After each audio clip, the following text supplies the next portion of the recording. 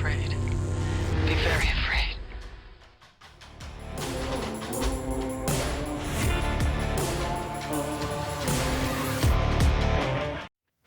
Is John Donne equated it to a small death. Is that what he Death, equated to a small death? Because I'm And pretty sleep. sure he equated that to a small death to something else. Oh, well, that too. Was that John Donne who did that? I thought so, but I don't know. The poem I'm thinking of is Death Be Not Proud. And he says, from rest and sleep, which but thy pictures be, much pleasure then from thee and much more must flow. So like sleep is awesome, so death must be great, is the rough translation of that.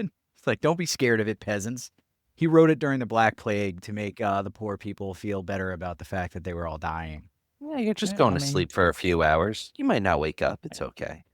It's all Yeah, right. he's like, that's not that big of a deal. It's a great poem. Ryan see me teach it, I think. Yes. It's a good poem. Still, my favorite is the automated house. By Oh yeah. Ray. Oh God, Ray Bradbury? Bradbury. There we go. I was gonna say Ray Barron, and I was gonna combine those two, and I was like, no, that's not it. Ray It's, Barone? No, I don't think it was Ray Barone. That It one's was- There Will Come Soft Rains. We taught that to kids who should not have been taught that. Like they didn't they were- get it, and that was probably great. They were fine. They were fine. The black cat was also a good one. How to Black avo- Cat works. Yeah. Well, it was trying to avoid, which was if you're a teacher and you're watching this, the great differentiation of explaining how the cat's not dead and it's just a spirit still alive is quite interesting. And you know what Pluto is, kids? Edie's god of the underworld. And they all freak out. It's good. Wait, did he cut the cat's eye out? Sure did, Skipper. Welcome to the Yes. 10th grade. Buckle up. We got- Anyway, everybody, this is Xenomania, and we are doing the Conjuring tonight. But before we get into that, the ups and downs that will surely have, John's Oh. got a fun little thing for us. I do. I have a blind rank for you guys. All right. And you guys are actually this time it's 6 movies. Oh, Six. okay. It's a Ooh, sixer. look at that. Ooh. The theme is All all right. James Wan. All It is James Wan not- films. It is not all James Wan. So your first All films, sequels. Insidious 2, it is not all, All sequels in a franchise. Yeah, goddamn it. Sequels in a larger franchise. I would have jump on Ryan's freaking coattails and just guess it right away.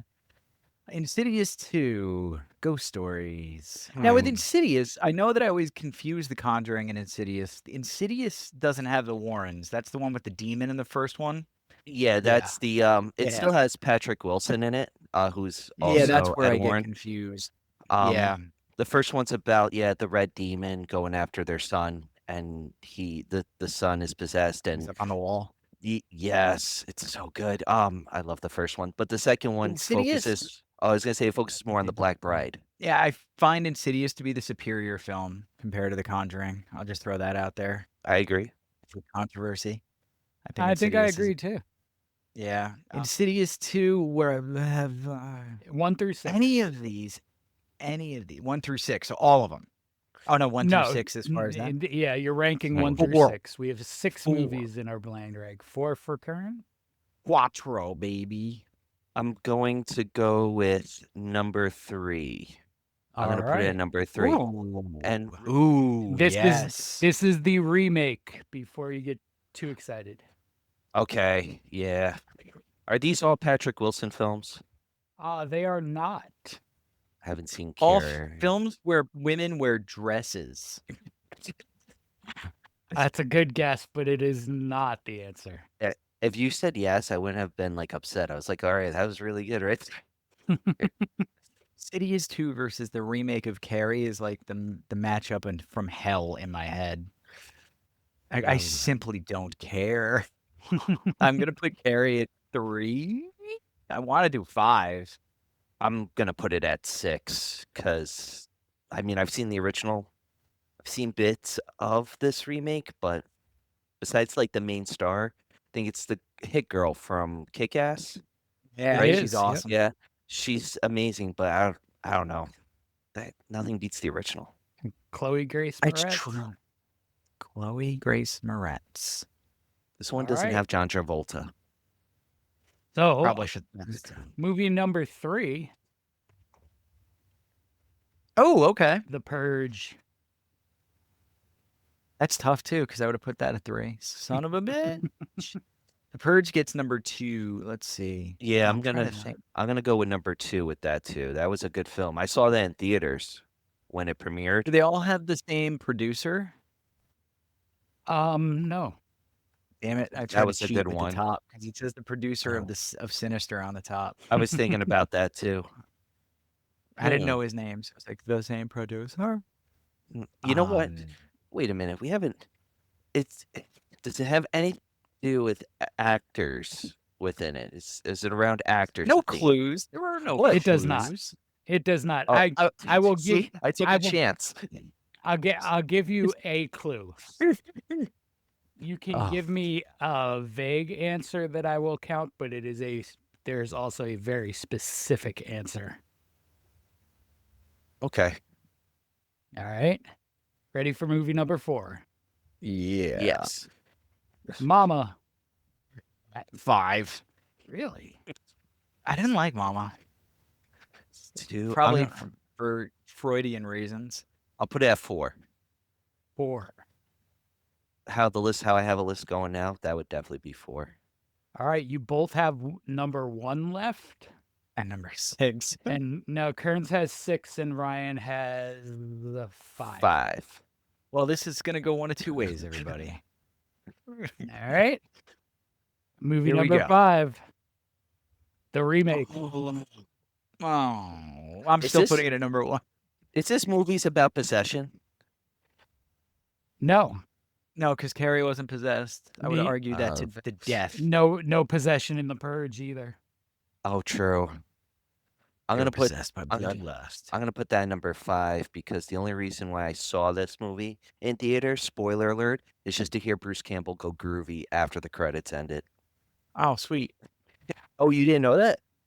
No, I didn't know No. that. All He right. pops up. I went on a deep dive the other night with him, staying up too late and watching his clips at Comic-Con and stuff. I just adore the man. It's amazing. I want to meet him so bad.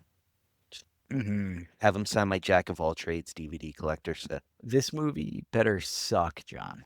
This movie better be the worst movie ever. Well, you have 6 left and Ryan has 1 left. One of you is going to be very happy. And don't think it's going to be you because here's the last one. I'll Oh, take your next. I'll take it. What? Yeah, You I didn't- wouldn't put that at 6. Yeah, that's a good film. Is this about Yeah. home invaders? It is not about Who home invades invading. Carrie's home? Yeah. Yeah, so he's getting stuck on Carrie. Carrie invades Yeah. herself. Well, that stinks. Let me think here. There's masks in a couple of them, but not all of them. There's blood in all of them, but not all, or some of them. No. Like there's no theme there. Possession isn't it. Ghosts, demons, Carrie, no demons in Purge. Purge has no supernatural element whatsoever. None No. at all. No, it doesn't. Are these You're movies? stuck at home. You're shut in at home. Not in Carrie though. You're not. Damn it! I got nothing, dude. These are movies that Stephen King enjoys. I mean, maybe, but that is not. All right. So these are all movies that came out in 2013. Oh, The same year as The Conjuring. These are also, the most specific answer would have been, these are movies, the 2 through 7th most highest grossing movies of 2013. Oh, wow. Okay. That was a big year for horror, huh? Conjuring was number 1. Of course. That was nothing could beat The Conjuring that year. Not even Insidious Part 2 could. I would have thought The Purge would have because it draws a bigger crowd of kids. Mm-hmm. Kids yeah. who wouldn't just go to a horror movie. So I think what happened with Insidious is 2 is where it started to grow. Because the first one was kind of like not super huge, I don't remember. No, I don't know if it was. I saw it in the theaters and I really dug it.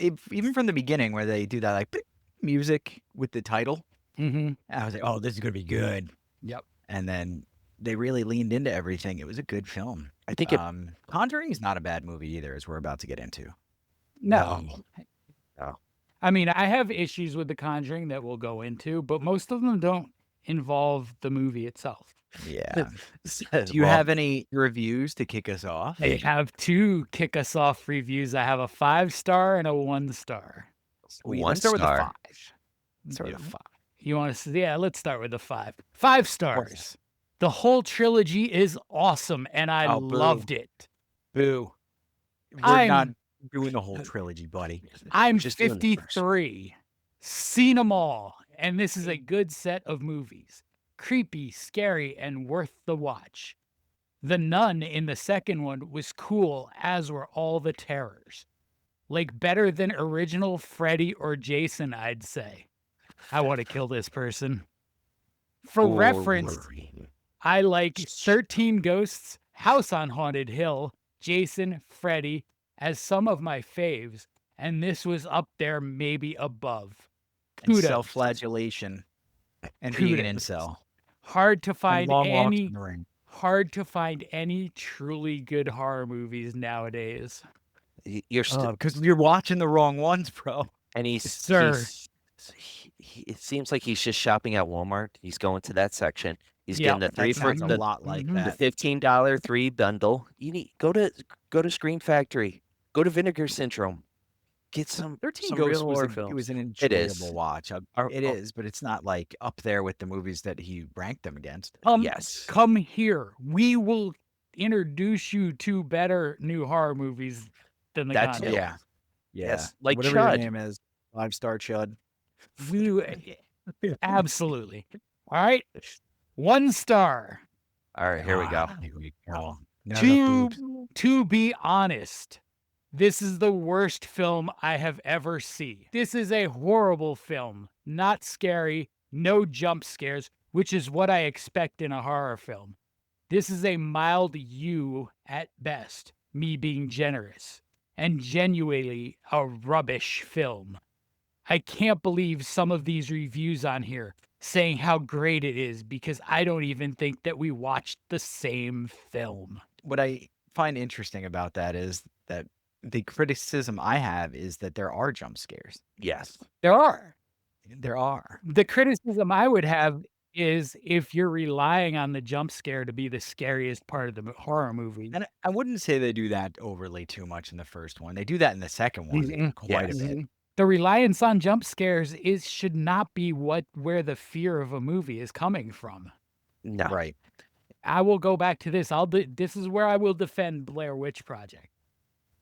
For an hour and 20 minutes, Blair Witch Project ratchets up the suspense and its Yeah. ability to scare you, and then it fails. Yeah, at the end with the Mhm. jump scare. But they built the Yeah. fear. The jump scare is what fails. Yeah. The It's- ending could have been better. I agree. It's like you got to go back to the old Universal horror films, where it was like the music, the acting that brought that thrill, and especially more of the music. And The Conjuring, they do a good job. James They Wan does a do good that. job with the Mhm. music, and I'm not talking about like the timepiece music, which fits in brilliantly as well, but it's like the orchestra and when shit's getting heavy, it gives you goosebumps, makes your hair stand up, and sometimes it's nothing and it's the characters interacting with what they're seeing, or Mhm. it is something. And when we do Yeah. get to that part on top of the closet, I did laugh because that was a horrible makeup job on that.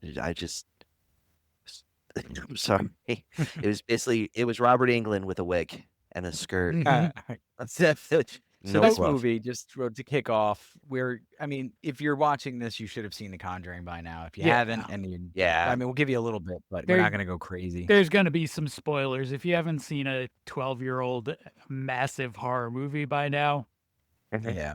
and you choose to listen, then well, I don't feel so Haunted bad. house. Lots Yeah. of young daughters in a haunted house. Yeah. Yep. Parents trying to figure it out. Call the And- specialist. And you don't even start there because the first 10 minutes of this movie is an Annabelle movie.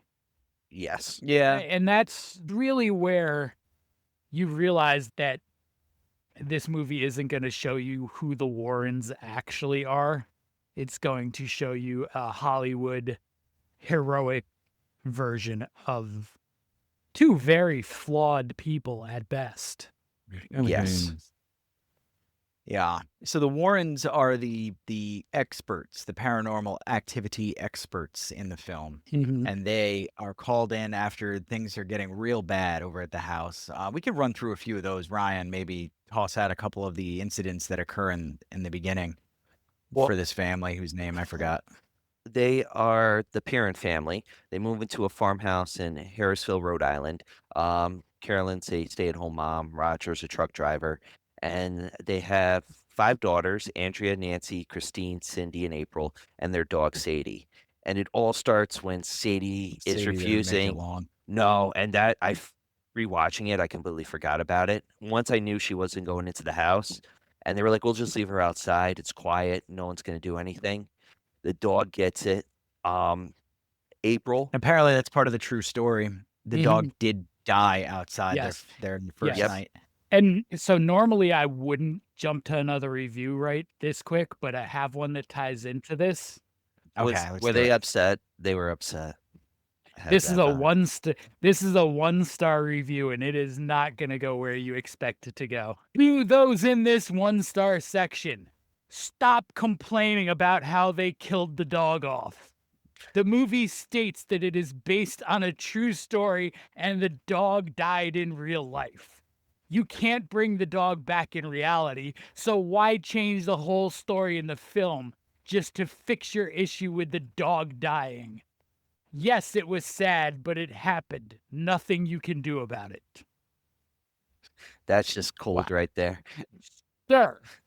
And this is I didn't take a name down. This is most assuredly a man, because a woman would never write something that unhinged. Sir.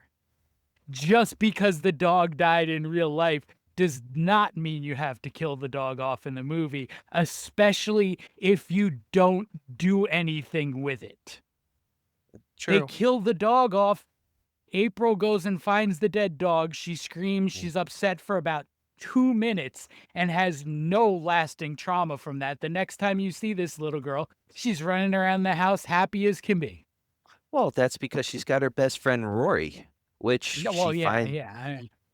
she finds the music box and she sees him, and that's her new BFF. That's why. But that's my soapbox for tonight, I think, is you don't have to kill the dog off all the time. Like, number one, it bothers some people. It limits the amount of movies I can watch with Allison, because she will not watch a movie if the dog dies. There's a whole website for if the dog dies. Oh, that's funny. I feel like if you're going in that direction creatively, killing animals or even children, because that's on that same level.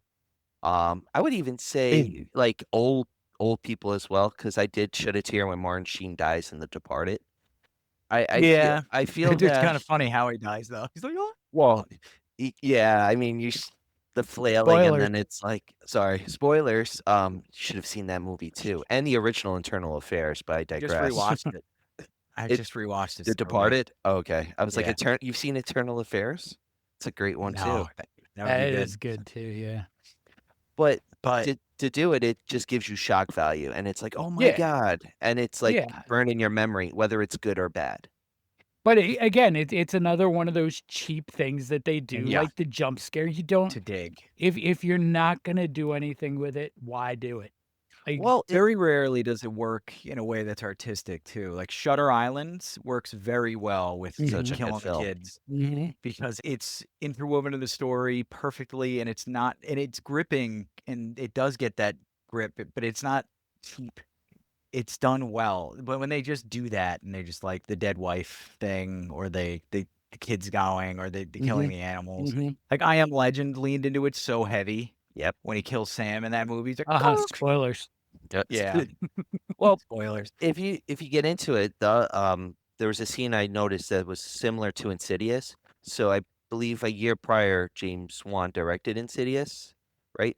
So the scene with the tiptoes in the window and the kids running around, I felt like that scene returned when they were playing hide and clap.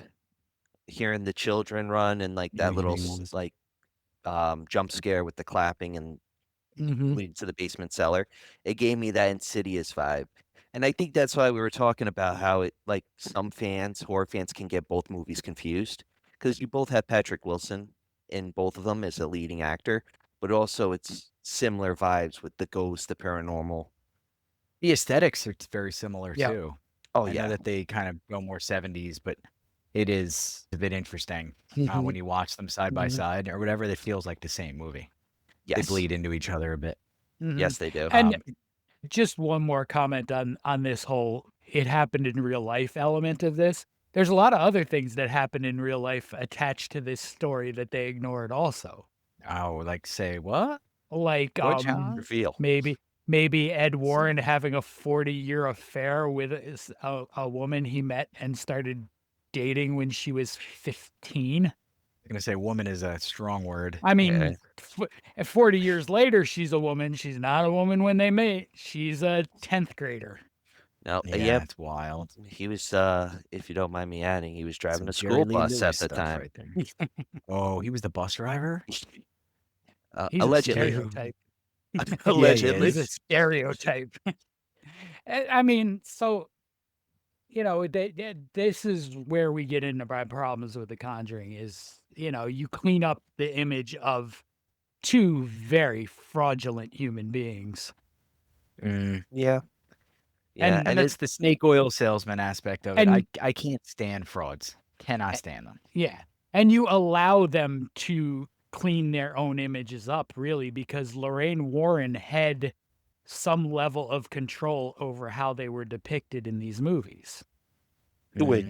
which it's that whole Hollywood glamour if you really look at it, because like even though they see the bad, it's that old Hollywood style of let's do the good stuff and we're gonna make more money doing the good stuff because if we show them at their worst, we're not gonna get 2, 3, and 4 and this whole universe, which they've made This- over 700 million.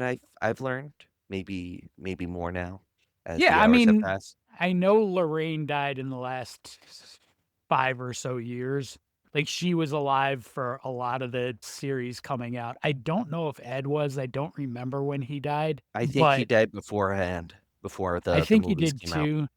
But like this is like probably their biggest payday as well. Is any Yeah. involvement in this movie?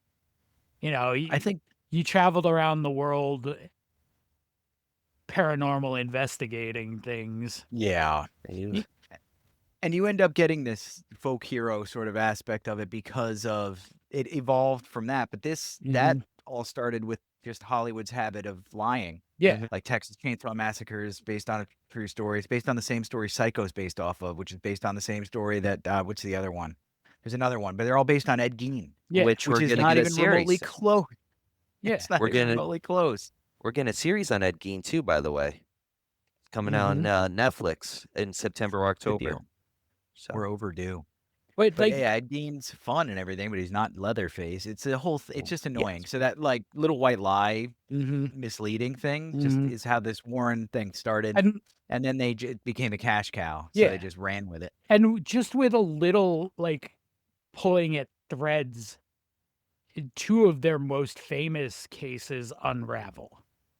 Annabelle, if you really start digging and pulling on that, you find, and you don't have to go very far, Twilight Zone episode 126, The Living Doll, is almost the exact same story as Annabelle.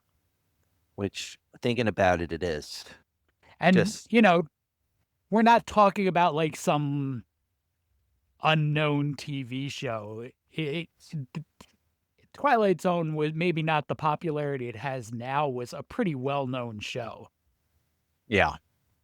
It's not Absolutely. like it's not really feasible to believe that just skipped past Ed. No, absolutely not. Definitely copied it.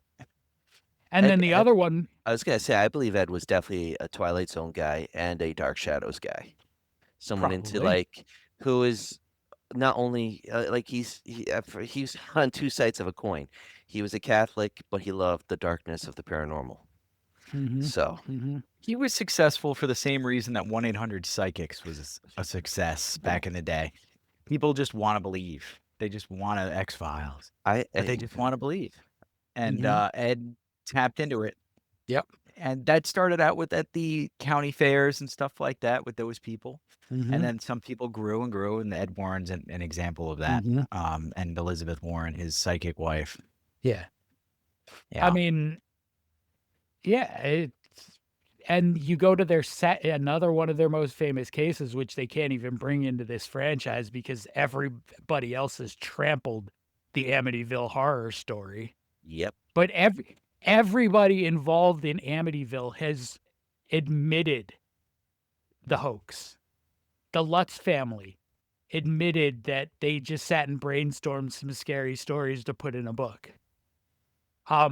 Robert DeFeo, who, it's all based on having killed his whole family in the house.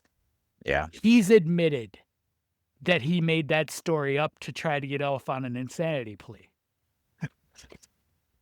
So, like, That's fun. everybody involved in all these. So either the Warrens willingly helped create and perpetuate a lie, or were just so self-involved in their own fraud that they couldn't separate and just allow. Lost in the sauce, Yeah. baby. just Yeah, allow they the totally fraud. were. They were. They became so self-important, and they started to believe the lie a little bit, or at least got caught up in the act. Mm-hmm. That seems to jive more. Mm-hmm. Say they hint at it in one of the scenes when they go to that couple's house, and it's just the water pipes and stuff, and they're like, they seem disappointed, but they're like, yeah, it's nothing. Definitely at the end, and they cut too soon. He's definitely asking him for like a check for a certain amount of money because he didn't go there for free. Oh no! Like, I mean, Yep. what you see in the movie out of them is like people who Philanthropic have, sort of thing. Yeah. yeah, but how much money was in paranormal investigating in the 70s? It's a good question. Enough to live in Connecticut comfortably? I mean, don't forget the seminars. How many seminars did they do, and how Yeah. much were they getting paid on that? How many young girls did Ed meet at seminars? Did he drive a bus there? That's the question. I mean, at that Man. White man. once he's doing the seminars, he doesn't need a bus. All he has to do is show up at those, and I'm sure. True. Yeah, exactly. Yeah. Fine. Let's circle back into the movie. Yeah, let's go back to I'm The loving the Conjuring. Warren I've- hate, but I've hated enough, I think, at least for now. for now. That was about 8 solid minutes of hate. It's pretty good hate. So The truth is out there now. in the movie, once the incident that causes them to flip out the most is the father isn't even home, and it's when they're playing hide and clap. Are they even playing? No, the wardrobe is screwing around with them at that point. Yes. They've No, already played hide and clap. Mom and April were playing hide and clap. Oh, okay. And then the other 3 are upstairs, and then the wardrobe the door closes and locks them in. Mm-hmm. Oh and no! all hell breaks loose, right? April was sleeping. She hears something downstairs. The mother of them Yeah. making it sound like they're playing hide and clap, but it's the ghost because she gets knocked into the cellar and all that, and that's when that whole clapping happens in the dark. And Yeah, that's a good one. That's a good scare. I was thinking of this scene where she and the little one are playing, and she's Yep. outside the armoire, and the armoire is clapping, but the kid. That's is the first home. time you see the Yeah. hands. that was Yeah. very insidious, in my opinion. That was the scene that I felt like was very comparable, without tiptoe in the windows in the background. Yeah. But I think one of the most effective things they do in this movie is how they just sort of gradually, everybody sees different things at different times, which sort of makes it more frightening. Like Yeah, because nobody's on the same page. Dad's sort of like not seeing much of anything except his family freaking out. Right. And And he you has get- no idea what's going on. You get the one feeling the hands on her legs and then Yep. getting yanked out of her bed and seeing something in That the scene room in the sucks too. I corner. forgot That's in a good way. creepy. Yeah, Yeah. that scene is a freaky scene. I forgot Yeah. about that. Yeah, she's Um, staring into that corner and nobody Mhm. else can see anything. It's Yeah. just It's a shiver down the spine. And the father, he does get an encounter. It's not as bad with the door like swinging open and closed and kind of getting led, but he also gets to encounter the birds flying into the house as well, which Yeah. is Yeah, it's that's fun. like a bad Yeah. omen right there. They did that in the fourth kind, with the birds flying into the house, and I enjoyed that quite a bit. I always define that to be like the archetype for, oh no, bad things are happening. Birds are Yeah. kamikazing Yeah. in my home. And listen, I don't love killing the bird that much either, but at least it's more ominous. It's a dinosaur. Yeah. You know, it's not a mammal. It's It's easier to let it go. it's been here To for step away. years. Doggies and kitties, though. No. But so the Warrens get called in. They ride a wave of self-righteousness into the house, and immediately she gets her psychic, and they incite some events, and they're like, yeah, you got yourselves on. What do they call it? They didn't call it a poltergeist. They called it a something. A demon. They have a I think term they for just it in say the movie. demon, right? I believe they Maybe? just called it a demon that was attached demon. to the family. They couldn't Yeah. just leave because it's gonna follow them. Again, And that was a big one insidious. and there's the Discovery Channel movie that came out a long time ago. It's called The Haunting, I think. Yes. And that one, the family at the end moves out of the house and they move to another house, and then you find out that they were followed. Yeah. It followed them to the new house, and that's the end of the movie. That's a good one too. If you haven't seen that, that's a good watch. It's probably based on the Warrens too. Who knows? Probably. Yeah. But yeah, so the same vibe here, that it's attached to your family. You can't get away from it, even though you moved into the house and it got you in the house. It's attached to the family. So the Warrens are shaking them down, and we're being biased. I'm sorry. They have the And recordings. that would be a good time for another review if you got one. I do have one more 1-star. Ooh, just one more. One more. I only put dug out 4, but this movie is very disappointing with the killing very weird. It will be one of the worst movies of all time for me. I don't know why it's horrible. One of the very reasons why I think this is disappointing, so you didn't know, but now you have an idea, Harry's got it. Very reasons. is because, of the plot twist. But I would rate it 1. 1 because it was so mid. I'm sorry though. So mid. I'm sorry. I don't know why Yeah. I'm saying sorry. So now we know this is a younger person. I thought this Yeah. was like an older person with traumatic brain injury. No. Listen, you little COVID kids that didn't learn grammar. You don't put a comma after because in that context because it's a subordinating conjunction. You don't need the comma because it's not connecting the clauses in the same way a coordinating conjunction. Listen, English. Read a book. Listen, Read a English book. teacher. Let me send you the actual texts of some of these reviews that I'm pulling out. You may have a stroke. I read them on Goodreads and stuff all the time. Some of them are on my books. Read the veil. Buy it, everybody. But yeah. There's one period in that whole first paragraph of that review. Consciousness review. And one comma. So that review, it kind of flies in the face of sort of what we think, which is that the movie is as a fictional story, not based on real people who weren't these people, the Warrens in the movie, the real Ed and Elizabeth Warren. We think the movie is well done as a horror film, and it's good. It's got great scares. The lead up to the scares is good. They set the atmosphere. Like John was saying earlier, they keep you on your toes and off balance because nobody knows what's going on at the same time. The family's not unified for the first 45 to an hour, maybe. No. It takes a while. And the movie remains frightening and scary throughout until it's over. Yes. And if it was just one movie, I would think of The Conjuring a lot more fondly. But it turned into this, and I don't want to get into this yet because we're going to finish the first movie, but it turned into this whole franchise of Magoo, and I just can't stand it. And listen, I think for me, if the paranormal investigators in this movie were Ned and Gloria Watson. Estefan. Yeah. Estefan. Ned and Gloria Estefan. I would think differently of it because it's not cashing in on a fraud. Ned.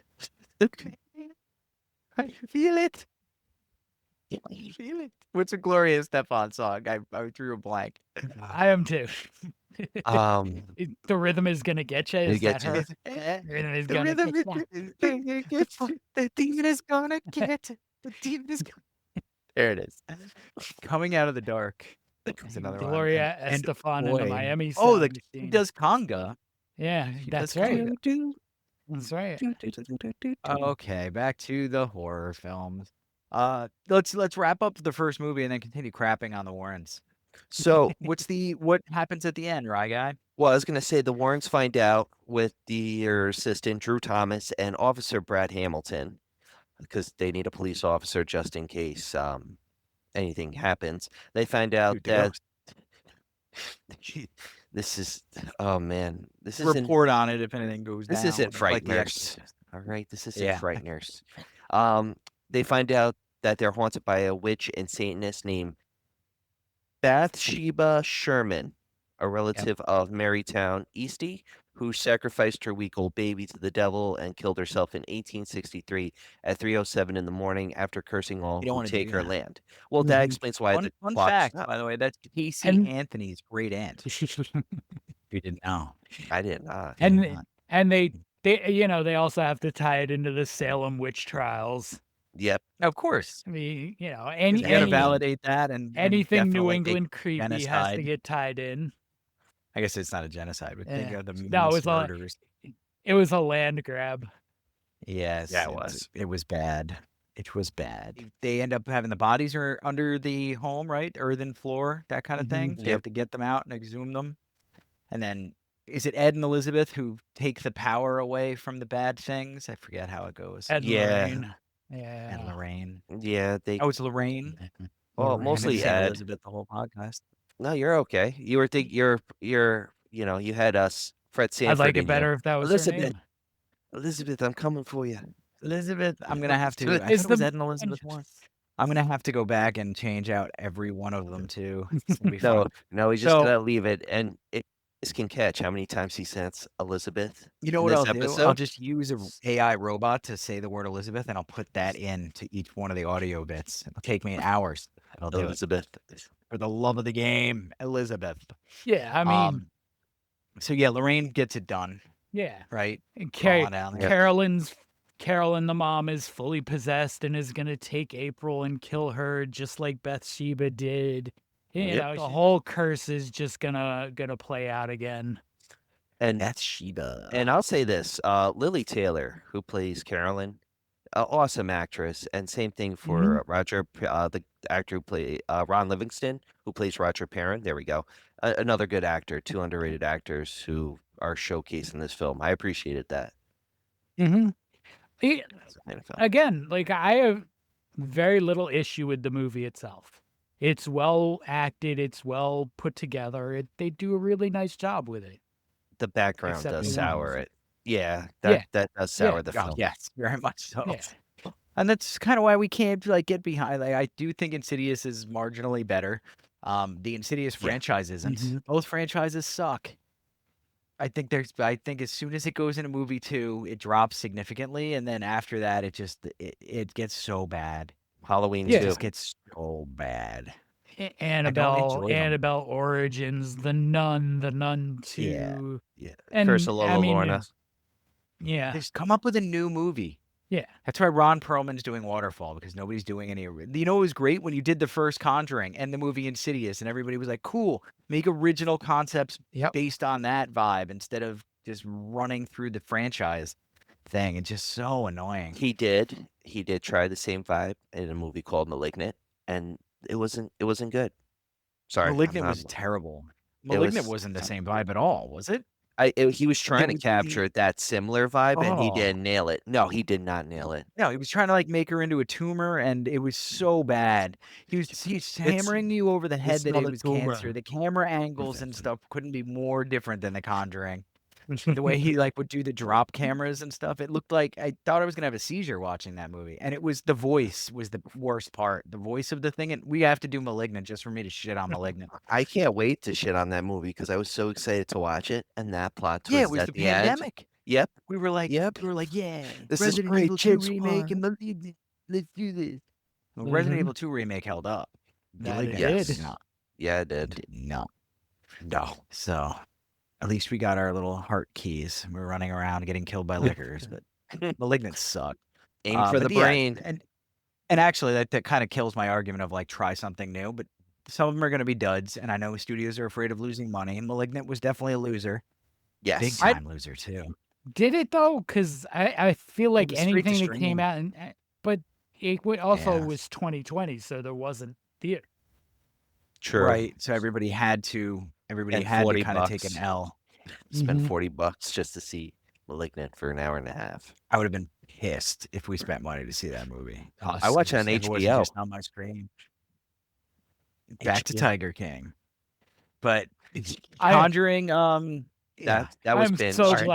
so glad my 2020 binging was so off the beaten path.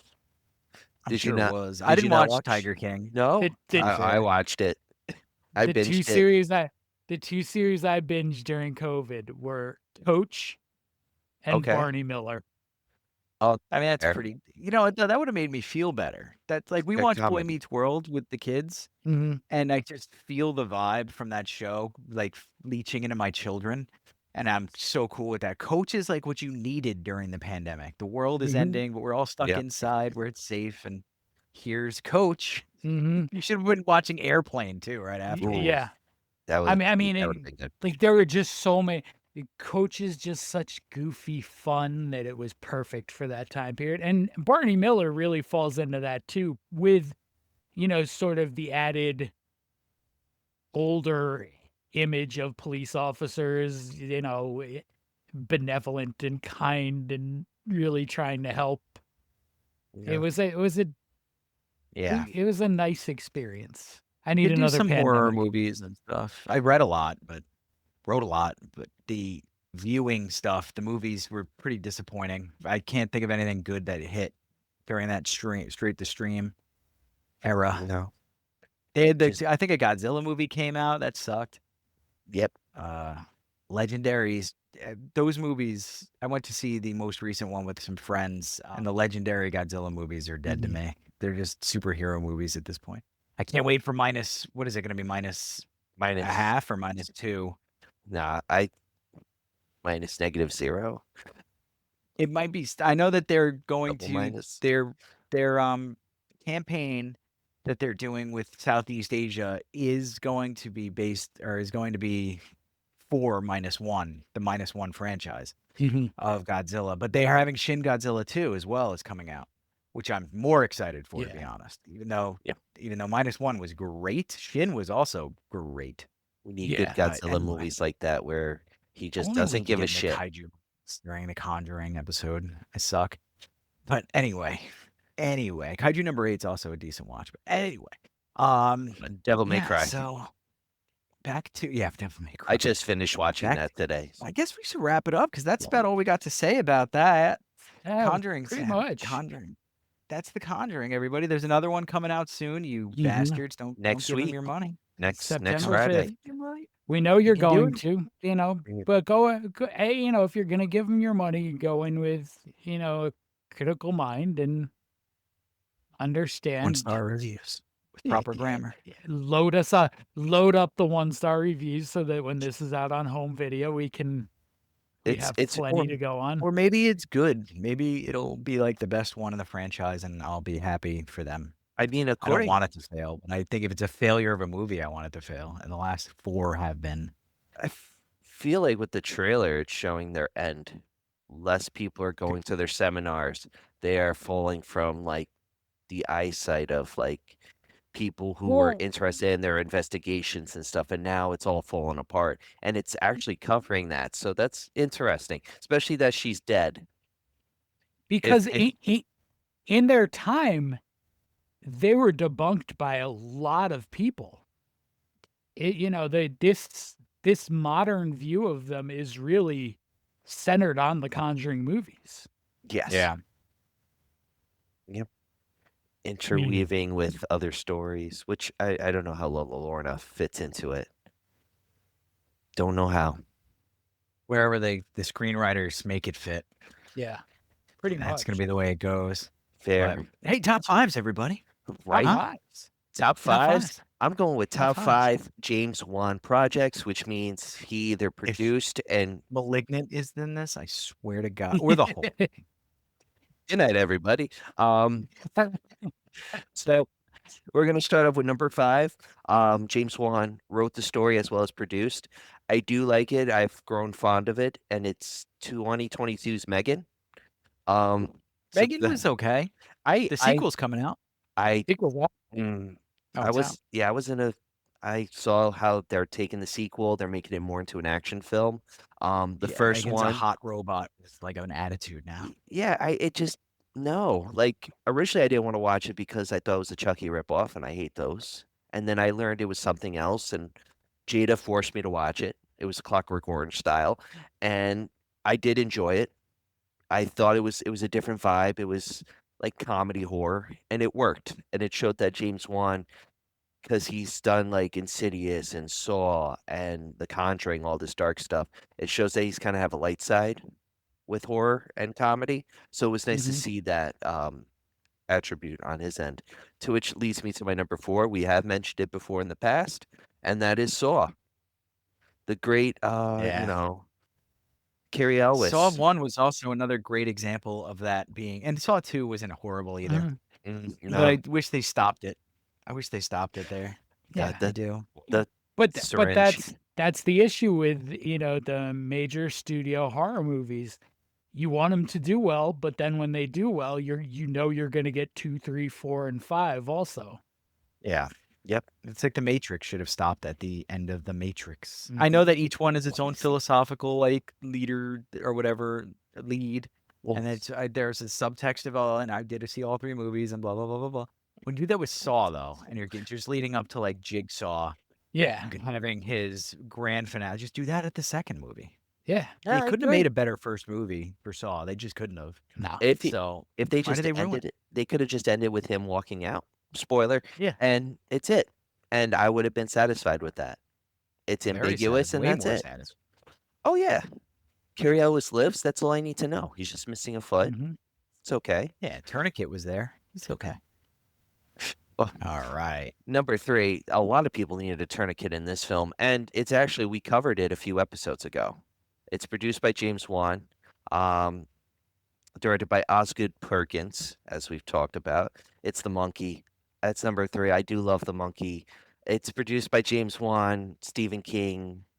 You just can't beat it, and definitely I should have known that was produced by James Wan. It has his vibe. I Oh, didn't dude. realize that. the blood, the gore, and again, it has a little bit of that comedy element that he shows in Megan. But it's just He's the thing where he doesn't smooth his edges. I guess that's what I should say about him. It's not a bad thing. But The Monkey is a movie with very like stark cuts yes. and things like that. Wan doesn't endeavor to smooth the edges and flow like other directors and stuff do. No. I don't know if anybody's gonna pick up what I'm saying or like No, it'll make sense to that, but that's the best way I can describe it. it's like Yeah. whether he's directing or he's producing, you see that element of what he brings to the table in that. It's like watching Tarantino produce what was the Yeah. movie he produced? Hellride. It's directed and written by Larry Bishop, but you see that Tarantino style in it. And that's the thing with like Megan and The Monkey is you see that James Wan style. And you're right, it is rough, but that's what makes it work. In certain films, it's what makes it work.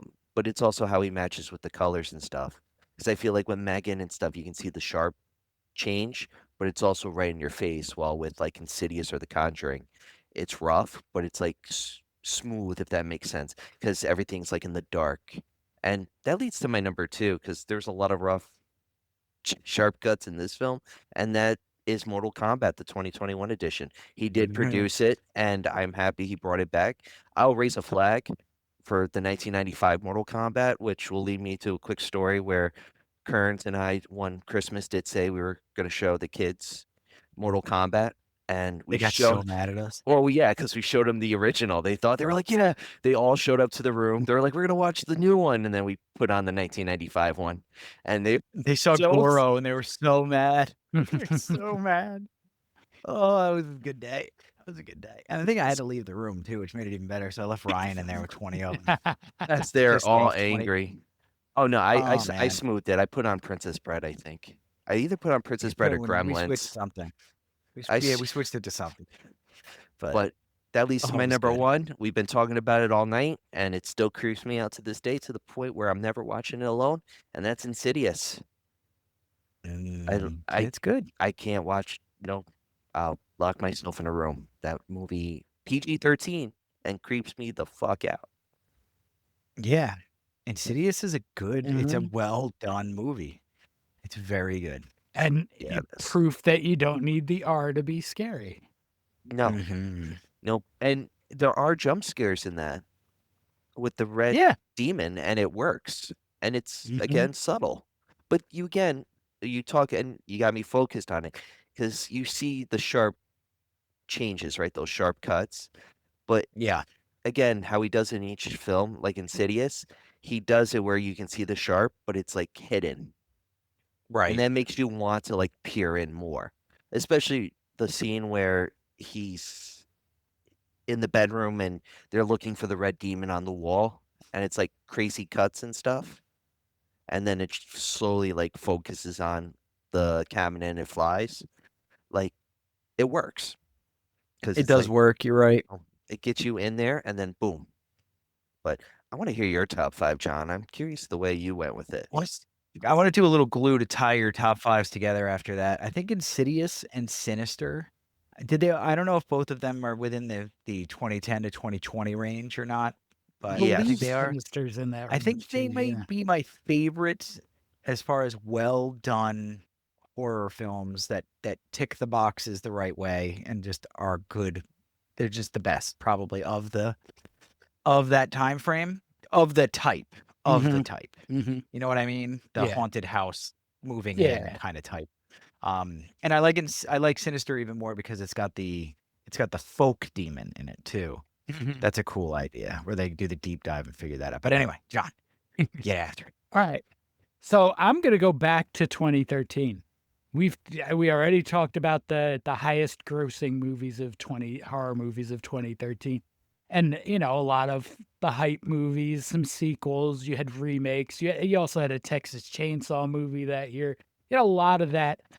But I wanted to try to highlight 5 movies from 2013 that are a little off the beaten path. Yeah.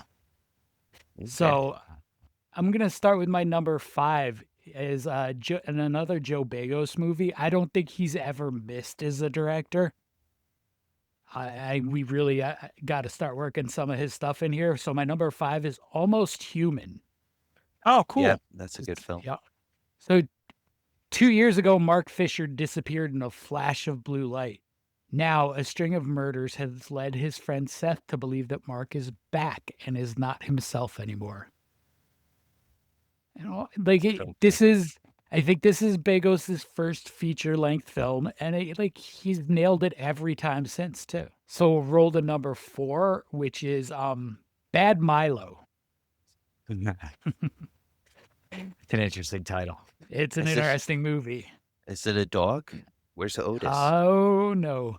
Oh, it is Otis. not a dog. It's something else. Duncan is plagued by intestinal problems whenever he gets stressed. It's not an ulcer, however, but a demon that exits his body through his anus and starts to eliminate the sources of Duncan's stress. Does this have Christopher Nice. Lloyd in it? A vengeful turd that gets rid of my stress. That it- sounds great. Right? It doesn't, but it's got a really cool cast. I didn't take them all down, but there's like a lot of really good people before they were really known. Brie Larson is in it. Okay. Not Brie Larson. Speaking of Brie vengeful Larson, I think. turds. For for number 3, we're gonna go to Hong Kong Oh, for a movie called Rigor Mortis. I've heard of that. Such a good movie. So Rigor Mortis is basically an homage to the Chinese vampire movies of the 80s, which Yes. I Oh, nice. now want to dig up and find. If they're all like this, oof. Rigor Mortis is like legitimately scary. So this apartment complex is plagued by ghosts, vampires, zombies, and it's just like the creepiest atmosphere. Cool.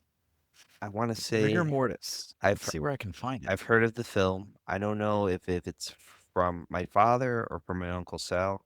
but I have heard of that film. And Hong Kong vampire films are creepy. They used to show them on IFC late at night. You might get lucky or something. Like they would show like Christopher Lee and Seven Golden Vampires, or you know what I mean. And then it would like get into like heavy stuff.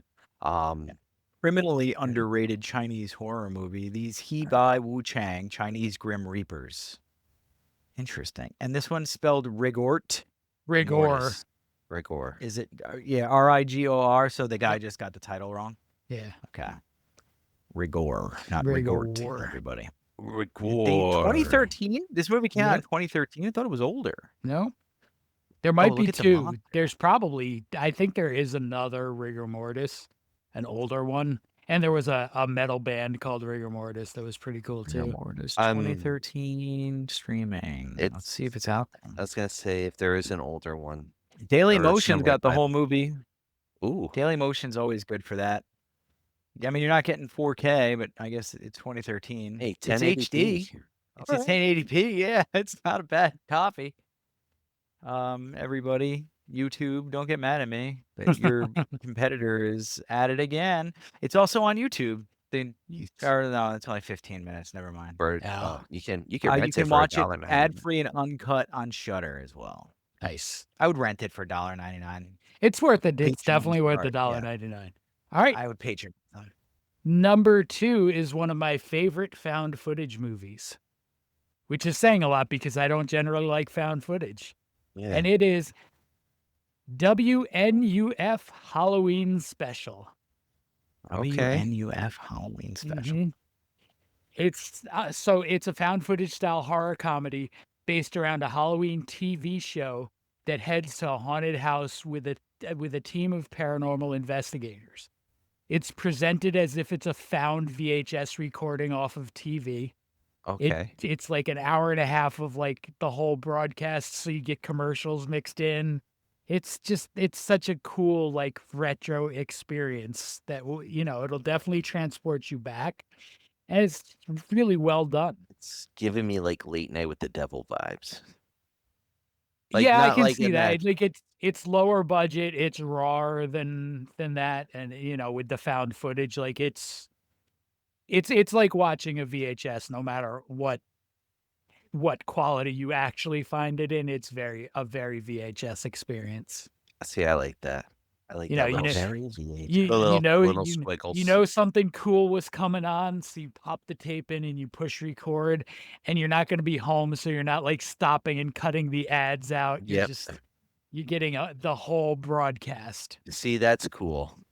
That's a cool concept just to do that and have like fake Yep. commercials. But the question is would you have like fake commercials throughout, or would they get demonic as the movie continued? No, it's so cool that the commercials really didn't foretell anything that was coming or really Oh, that's tie in. cool. It was just like straight up like, oh, I'm watching this scary movie. Oh, here's a Snickers commercial kind of feeling, Yeah. Okay. I like that. And so we'll get to my number 1, Which is it? which is my favorite found footage movie of all time. Blair Witch. No, I'm joking. Willow I'm joking. Creek, No. which Willow we, Creek Creek's is good. really good. which we talked Willow about Really good. within the last couple of episodes. We talked about Willow Creek. It's Yep. written and directed by Bobcat Goldthwait, Mm-hmm. which is just an awesome thing if you remember Bobcat from the 80s and his Police Academy characters and the voice. It's being And the, directed by him. That would be wild. Yeah, And for just for him wild. to be the guy behind Willow Creek is, you wouldn't guess that at Mhm. trivia night. That's for sure. Mhm. So it's a couple going camping in known Bigfoot country in hopes of proving Bigfoot's existence. Maybe they do. Maybe they do. They prove something is there. We need to put I mean, that it's on in the the- list. It's a bunch of Long Islanders getting killed up in the Finger Lakes. So count me in. Even better. Yep. Yeah, I like that a lot. Even better. Sorry. It's an island. Don't be sorry. It's an Don't you be island. sorry, but it's a good watch. Definitely compared to what you might think it would be. Bobcat Goldthwait, Bigfoot, found Mhm. footage, but for some reason, everybody, It works. that's the winner. it works. It does. It makes me want All right, him guys. to take off like a Bigfoot costume and do his like classic bit for like 5 seconds, like bloopers at the end. I know it's A not in it, fire though. truck. We're getting to the end here. Let's see. Ryan's going to be on the top for this one. So John and I will be on the bottom. So I'm just going to guess that I'm going to go over here. Go to those 2 videos over there for Clown in a Cornfield and Piranha 2, you bastards. And watch those if you haven't watched them already. And we're getting out of here. Have a good one. See ya. Bye.